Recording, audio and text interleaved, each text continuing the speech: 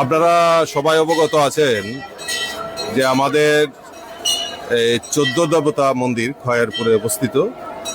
এই মন্দিরে চিরাচরিত প্রথার মাধ্যমে জাতি জনজাতির মেলবন্ধনের মাধ্যমে এখানে পূজা অর্চনা হয় আষাঢ় মাসে, সবাই আমরা জানি।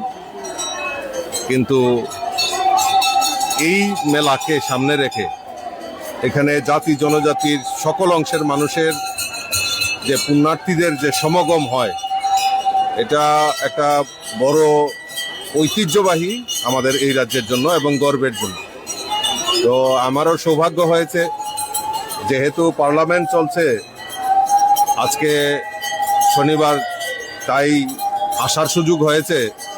এবং এখানে যেহেতু ত্রিপুরাতে আছি, তাই এখানে এই মেলাকে দর্শন করা, ভগবানের কাছে যাওয়া, ঈশ্বরের কাছে যাওয়া, এইটা এবং এই যে ঐতিহ্যবাহী যে পরম্পরা, এটা সেখানে উপস্থিত থেকে নিজেকে ভাগ্যবান মনে করছি এবং ঈশ্বরের কাছে প্রার্থনা করি যে আমরা এই রাজ্যে জাতি জনজাতির মেলবন্ধনের মাধ্যমে এই ত্রিপুরাকে এক ত্রিপুরা, শ্রেষ্ঠ ত্রিপুরা করা, সমৃদ্ধশালী ত্রিপুরা করা, তার জন্য ঈশ্বরের কাছে আমি প্রার্থনা করি এবং সকলের মেলবন্ধনেই আমাদের ত্রিপুরা এগিয়ে যাবে।